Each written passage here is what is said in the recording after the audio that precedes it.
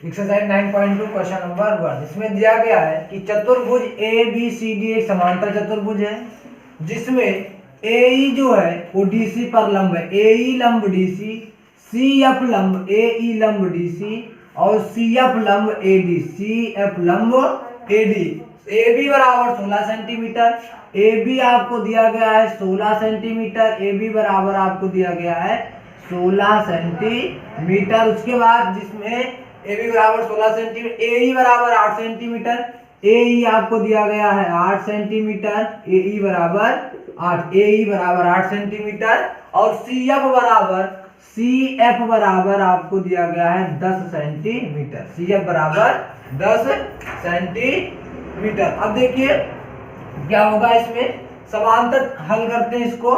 समांतर चतुर्भुज का क्षेत्रफल, समांतर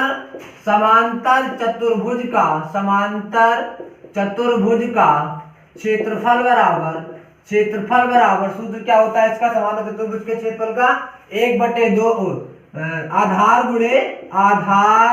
आधार गुणे शीर्ष लंब, संगत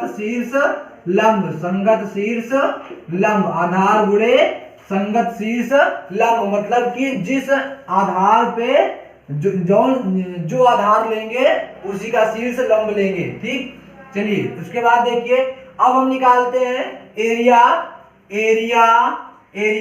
ए B C D, area A B C D. देखो area A B C D क्या हो जाएगी, ध्यान दीजिए, area A B C D देखो इसमें हो जाएगा, अगर हम डीसी आधार लेते हैं तो डीसी गुणे डीसी पर कौन सा लंब है, ए, डीसी गुणे ए। अगर हम डीसी आधार लेते हैं तो क्या हो जाएगा, डीसी गुणे ए, क्योंकि डीसी पर ए ही लंब है। ठीक, इसको मान लेंगे समीकरण नंबर 1। दूसरे में देखिए area A B C D, क्या हो जाएगा, जब हम एडी आधार लेंगे तो इसके लिए क्या हो जाएगा, एडी पर कौन सा शीर्ष लंब है, C F, AD C F, समीकरण नंबर 2। इसमें area A B C D LHS बराबर है तो आरएचएस बराबर होगा समीकरण 1 व 2 से, समीकरण 1 व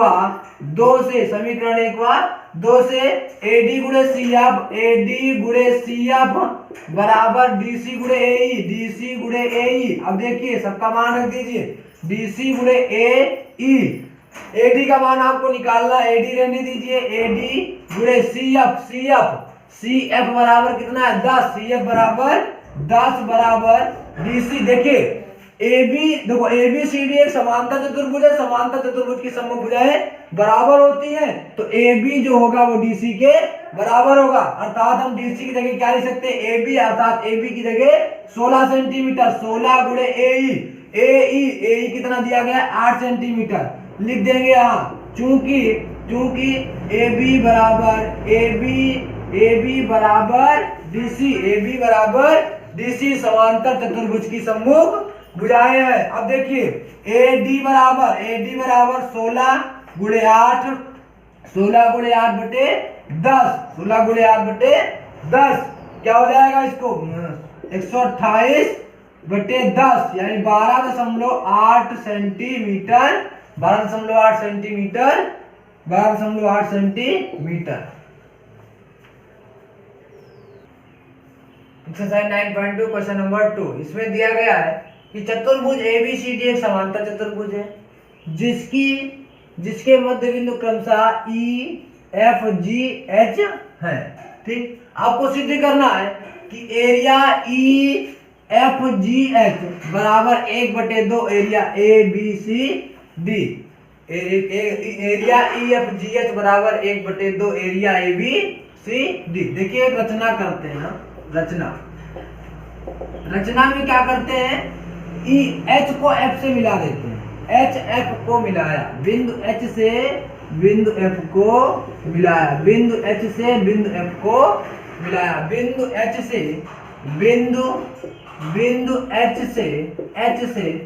एफ को मिलाया, बिंदु एच से एफ को मिलाया। ठीक, अब देखिए अगर हम इधर ध्यान दीजिए, किन्हीं दो समांतर रेखाओं के बीच की दूरी के मध्य बिंदु, किन्हीं दो समांतर रेखाओं के बीच की दूरी को, मतलब किन्हीं दो समांतर रेखाओं के बीच खींची गई समांतर रेखाओं, किन्हीं दो समांतर रेखाओं के बीच खींची गई समांतर, देखिए दो समांतर रेखा है और इसके बीच ये दो समांतर रेखा खींची गई के मध्य बिंदुओं को मिलाने वाली रेखा दोनों रेखाओं के समांतर होती है। देखिए यहां से यहां तक की दूरी जो होगी, जैसे यहां से यहां तक की टोटल दूरी है तो इसका मध्य बिंदु ये है, यहां से यहां तक टोटल दूरी जब दोनों बराबर है तो इसका मध्य बिंदु भी एक स्थान पे होगा। जब मध्य बिंदु एक स्थान पे होगा तो जो रेखा मिलाएगी वो क्या होगा, इस रेखा और इस रेखा के समांतर होगी। तो क्या होगा, इसमें देखो उत्पत्ति करते हैं, हल करते हैं, सिद्ध करो इसको। देखिए H और F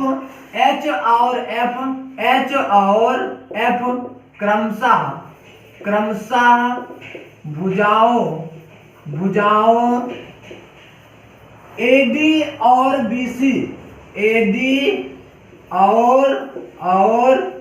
BC के मध्य बिंदु है, ये दिया गया है। मध्य बिंदु है, ये क्या है, दिया है। ठीक, देखिए जब मध्य बिंदु है तो इसका मतलब कि AB समांतर HF समांतर DC, तीनों रेखा एक दूसरे के समांतर, इसलिए HF जो होगा वो समांतर होगा AB के और समांतर होगा किसके, DC। HF समांतर AB समांतर DC। अब जब देखिए ये वाली रेखा इस रेखा के समांतर हो गई तो चतुर्भुज HFCD एक समांतर चतुर्भुज होगा। HFCD एक समांतर चतुर्भुज होगा, एक समांतर चतुर्भुज होगा तो HF से ही देखिए एक त्रिभुज भी बना है, अर्थात HF हमारी, अब हम ऊपर वाले हिस्से को देख रहे हैं, नीचे वाले को नहीं देख रहे। HF एक हमारा क्या होगा, आधार होगा, इसी आधार पर एक समांतर चतुर्भुज बना है और इसी आधार पर एक त्रिभुज बना है और दोनों एक ही समांतर रेखाओं के बीच स्थित है। तो मैंने एक प्रमेय सिद्ध करवाई थी कि हम लोग सिद्ध किए थे ना कि किसी यदि एक त्रिभुज और एक चतुर्भुज दोनों एक ही समांतर रेखा और एक ही आधार के बीच स्थित हो तो त्रिभुज का क्षेत्रफल चतुर्भुज के क्षेत्रफल का आधा होता है। त्रिभुज का क्षेत्रफल चतुर्भुज के क्षेत्रफल का आधा होता है। तो त्रिभुज area of triangle GHF equal to क्या हो जाएगा, एरिया ऑफ HFCD। देखिए त्रिभुज GHF और चतुर्भुज HFCD एक ही आधार HF और एक ही समांतर रेखा HF और DC, HF और DC के मध्य स्थित है। तो इसका मतलब क्या हो जाएगा, area GHF area triangle GHF equal to 1/2 area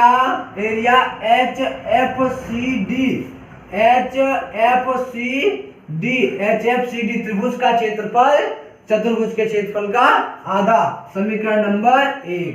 ठीक, इसी प्रकार अगर हम निचले वाले हिस्से में जाते हैं तो क्या हो जाएगा, एरिया EHF एरिया त्रिभुज EHF बराबर 1/2 एरिया ABFH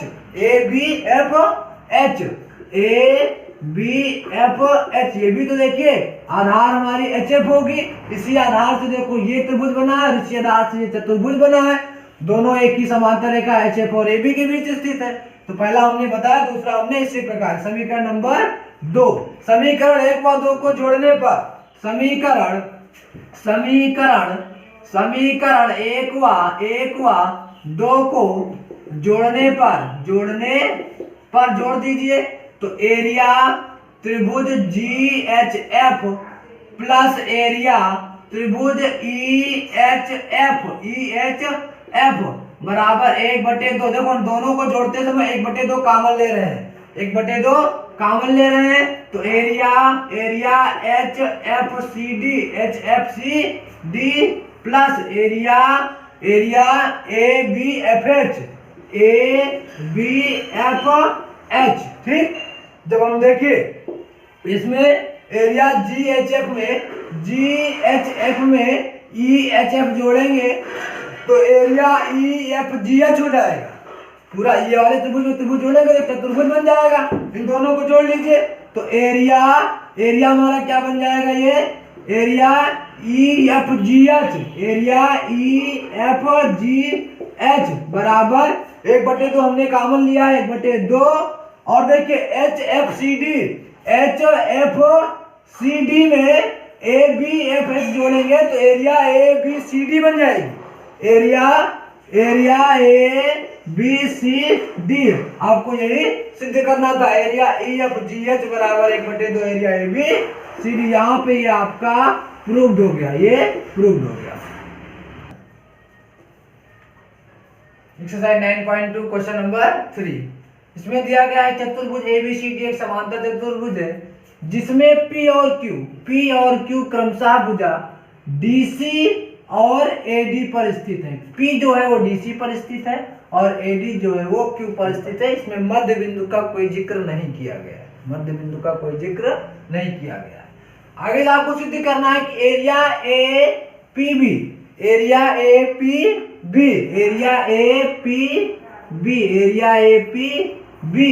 बराबर एरिया BQC। ठीक, देखिए सिद्ध करते हैं इसको हम। अगर हम देखें तो त्रिभुज APB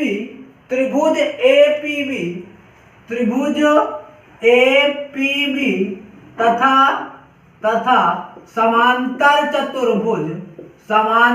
चतुर्भुज ABCD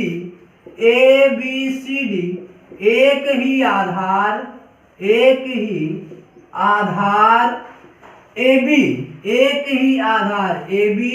और एक ही समांतर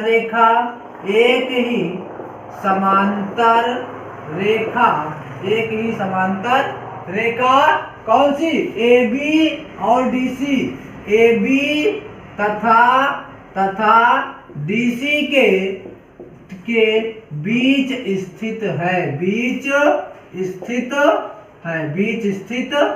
है। देखिए अगर हम AB आधार लेते हैं तो इसी AB से चतुर्भुज भी है और इसी AB से APB त्रिभुज भी है। ठीक, APB त्रिभुज भी है।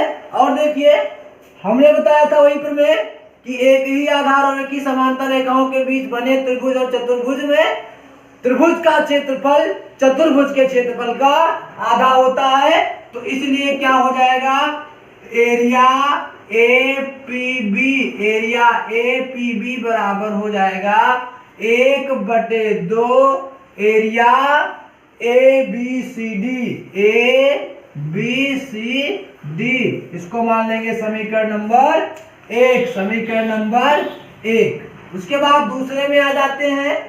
अब हम दूसरे में देखें तो अगर हम BC आधार लेते हैं तो इस BC से त्रिभुज BQC बना है और इसी B से चतुर्भुज BADC बना है ना। तो देखिए लिखेंगे क्या, त्रिभुज BQC तथा चतुर्भुज तथा समांतर चतुर्भुज ABCD एक ही आधार BC तथा एक ही समांतर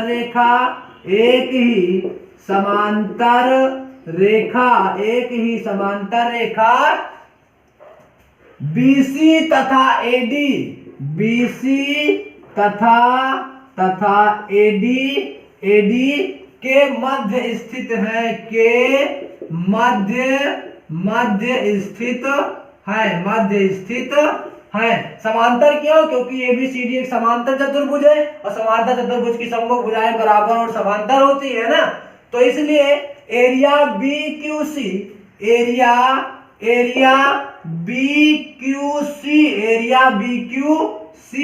बराबर 1/2 एरिया, फिर वही ABCD, इसको मान लेंगे समीकरण नंबर 2। समीकरण 1 में APB 1/2 एरिया ABCD के बराबर, और समीकरण 2 में area BQC equal to 1/2 area ABCD। ठीक, समीकरण 1 और 2 में देखिए RHS बराबर है तो LHS भी क्या होगा? बराबर होगा। समीकरण 1 व 2 से क्या हो जाएगा? एरिया APB बराबर एरिया इसमें BQC एरिया APB बराबर एरिया BQC, यही आपको सिद्ध करना था। ये हो गया।